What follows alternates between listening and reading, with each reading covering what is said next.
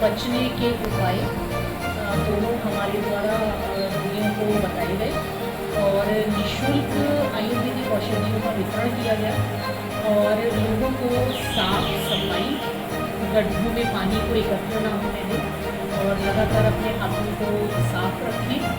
और जो संचारी रोग हैं जो 2 प्रकार से होते हैं, एक तो वो होता है जो एक व्यक्ति से दूसरे व्यक्ति में फैलता है, एक वो होता है जो हमें मतलब वायरल, बैक्टीरियल और फंगल तीनों तरह से ये करता है।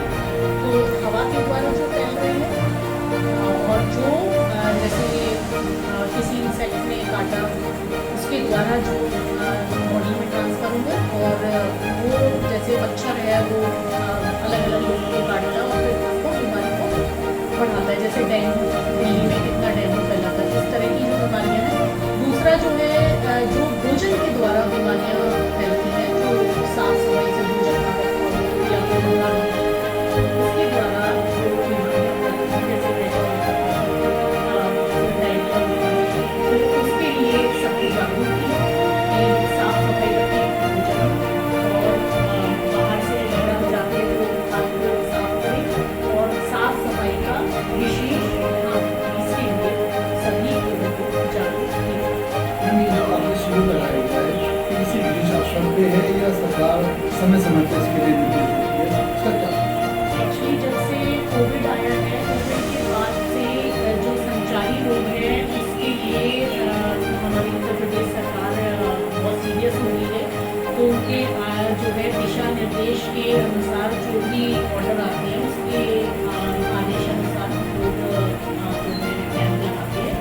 तो अभी जब से कोविड आया तब से संचारी रोगों के लिए जो गवर्नमेंट है वो बहुत सीरियस हो गई और इसलिए उन्होंने ये ऑर्डर दिया कि लोगों को गांव-गांव, शहर-शहर संचारी रोगों से बचने के उपाय और उससे हमें बचने के लिए हम जो भी अपनी सुविधाएं कर सकते हैं और जागरूक कर सकते हैं। और आयुर्वेदिक तरीके से रोगी अपने रोग उसके लिए निरंतर जागरूक किया जाना, निरंतर प्रयास किया जाना। आपके बारे में हम लोगों से बात करें, आपको एक बच्चा स्टाफ करना है।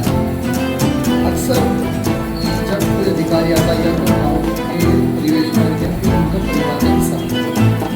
लेकिन जहाँ तक मैं कुछ समझ पाता हूँ, मैंने आपको सुना है लोग सहयोगी और जाते हैं वहाँ की जो डिस्पेंसरियाँ होती हैं, हॉस्पिटल होते हैं, उनको सुविधा ज़्यादा होती है, अधिकारी वहाँ जाना ज़्यादा पसंद करते हैं। आप जहाँ तक मैं समझ पा रहा हूँ 10 साल हो गए लगभग आप यहाँ, तो कैसा महसूस करते हैं यहाँ? आपको कैसा परिवार जैसा माहौल है और सुविधाओं के बारे में? एक्चुअली मेरी ज्वाइनिंग 16 मार्च 2011 की है और मेरी पहली ज्वाइनिंग सेंटॉस की थी और सेंटॉस में एक छोटा कस्बा है और उस जगह पे भी आप ये देखिए कि जैसे समाज में सभी तैयारियाँ और अपना कार्य को बड़ी जिम्मेदारी और मतलब जो भी गवर्नमेंट काम देती है सभी को मेरे अपनी सोचे कि मैं जिम्मेदारी से और वो करने एक चुनौती समझ के इस बारे में पूर्ण करती हूँ। और 2013 से मेरी यहाँ पे ज्वाइनिंग हुई और 2013 से मैं यहाँ पे अपना कार्य कर रही हूँ और अपनी तरफ से मेरा प्रयास है कि जनता को मैं संतुष्ट करते हुए आयुर्वेदिक दवाइयों के द्वारा उनके रोगों को दूर करूँ। आयुर्वेद जो है भारतीय पद्धति है, भारतीय जो मुझे समझते हैं कहाँ फर्क मानते हैं आयुर्वेदिक और?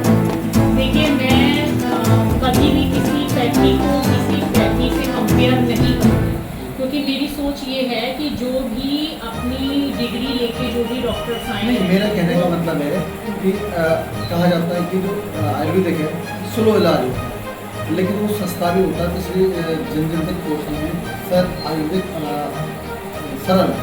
नहीं, आयुर्वेदिक सस्ता नहीं है पहली बात तो। हाँ, हमारे जो बहुत सारी हमारी मेडिसिन है जो बहुत महंगी आती है, कॉस्टली आती है, तो आयुर्वेद पहली बात तो सस्ता नहीं है, ये सोच गलत है। लेकिन हाँ, आयुर्वेद किसी बीमारी को जड़ से ठीक करने में मदद करता है, लेकिन आप आयुर्वेद को दवाई के रूप में ना प्रयोग करिए, उसको आप जैसे हम भोजन लेते हैं और भोजन के साथ अगर हम निरंतर कुछ चीज़ों का प्रयोग अपनी लाइफ स्टाइल में करते हैं तो हमारी जो बॉडी में टॉक्सिक जमा होता है वो टॉक्सिक को जमा होने से पहले ही जब बॉडी इम्प्रूव होती रहेगी तो वो टॉक्सिक कहीं भी कलेक्ट नहीं होगा, डिटॉक्सिफाई बॉडी नहीं रहेगी। तो आयुर्वेद का जो मेन काम है वो रोगों को बढ़ाने में रोकने का कार्य है, वो रोगों के जो विकास है उसको बढ़ने देगा। तो आयुर्वेद को दवाई के रूप में ना लेके अगर उसको हम एक जड़ी बूटी के रूप में प्रयोग करें तो वो हमारी शरीर में मैंने आपसे वही कहा, लेकिन जो आधार माना था वात पित्त इस तरह के जो माना था वो आदमी अगर उसको मेंटेन करे तो शायद रोग नहीं छूटे। हाँ बिल्कुल, बात तीनों पे हमारी बॉडी डिपेंड है और जब इन तीनों को हमने बैलेंस किया तो उसमें आहार विहार का बहुत बड़ा रोल है। मतलब हम अगर सात्विक भोजन की तरफ लोग नहीं जाते, लेकिन अगर हम सात्विक भोजन करते हैं और विहार अपना आचरण और जो वॉक करना, योग करना, इन सब पे भी ध्यान देते हैं तो मुझे लगता है कि हम अपनी बॉडी को बहुत अच्छा रख पाएंगे और हमारा मानसिक और शारीरिक दोनों रूप से ठीक होना बहुत जरूरी है। तो दोनों को ठीक करना बहुत जरूरी है। आपने सात्विक की बात की, शाकाहारी अगर व्यक्ति होता है तो उसके लिए भी कितना ज़्यादा स्वस्थ रहने के चांसेस होते हैं कि नहीं, कितना उसके लिए लाभ है? एक्चुअली मैं नॉनवेज के लिए तो मना ही करूँगी क्योंकि वेज से अच्छा कोई खाना नहीं है, हरी सब्जियाँ।